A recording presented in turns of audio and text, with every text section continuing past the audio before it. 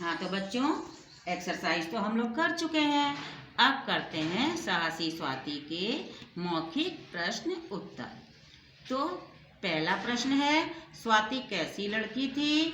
उत्तर, स्वाति सुंदर थी, वह चुप चुप सी रहती थी, वह शर्मीली लड़की थी।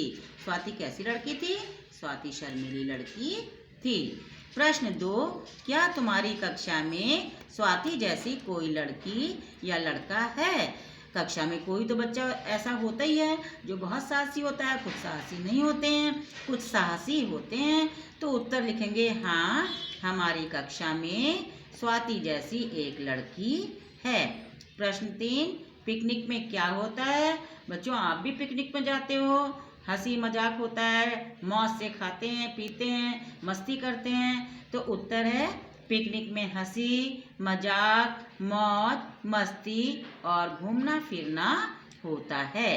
प्रश्न 4, स्वाति को तुम घमंडी, संकोची या साहसी क्या कहोगे?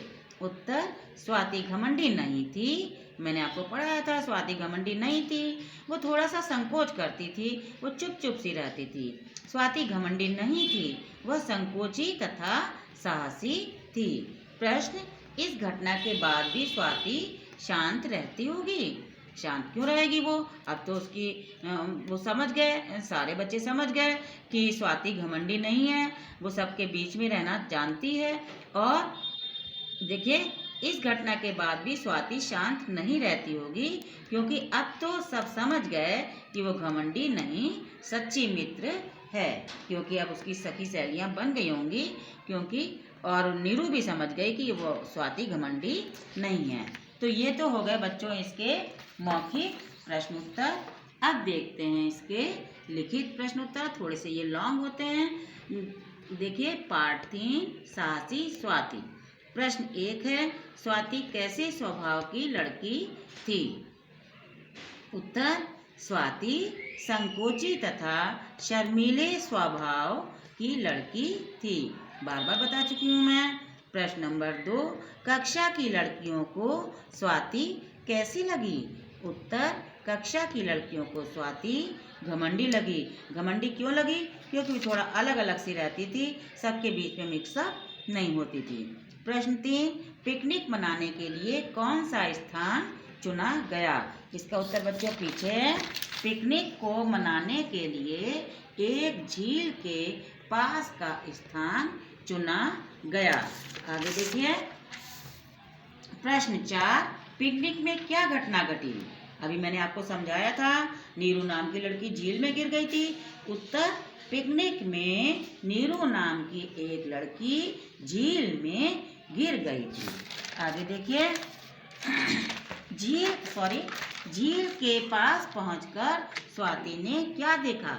उत्तर, झील के पास पहुंचकर स्वाति ने देखा कि उसकी कक्षा की एक लड़की नीरू झील में गिर गई है। अभी मैंने समझाया था कि धप से आवाज हुई तो स्वाति ने दौड़ कर देखा, तो उसने देखा कि नीरू नाम की उसकी क्लास की सहपाठिन झील में गिर गई है।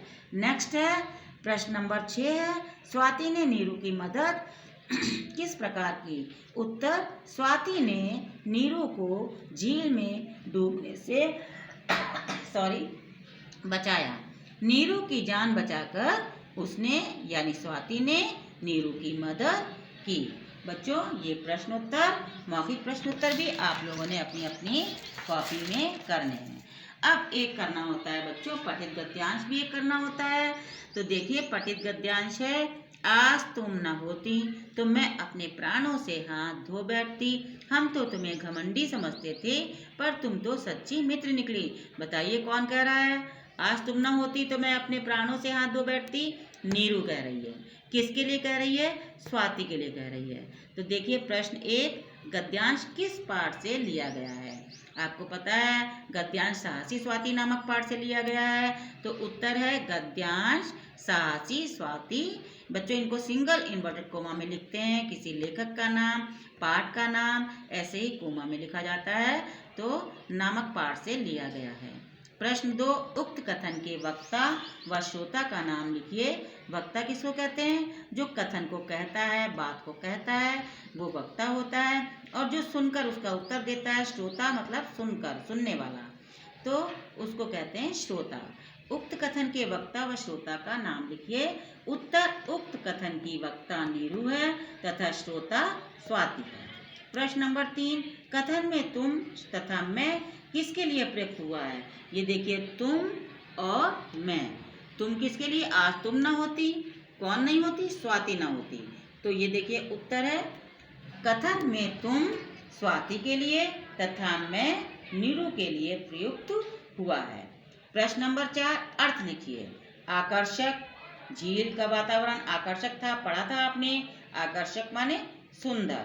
संकोच, नीरू संकोची स्वभाव की थी, झिझकती थी, तो संकोच माने झिझक। तो ये हो गया आपका पठित गद्यांश। मैंने सारा ही वर्क आज आपको करा दिया है। बच्चों, ये सारा वर्क आप लोग अपनी कॉपी में कर लेंगे। लॉकडाउन खुलते ही आपकी कॉपी चेक कर दी जाएगी। Thank you very much children.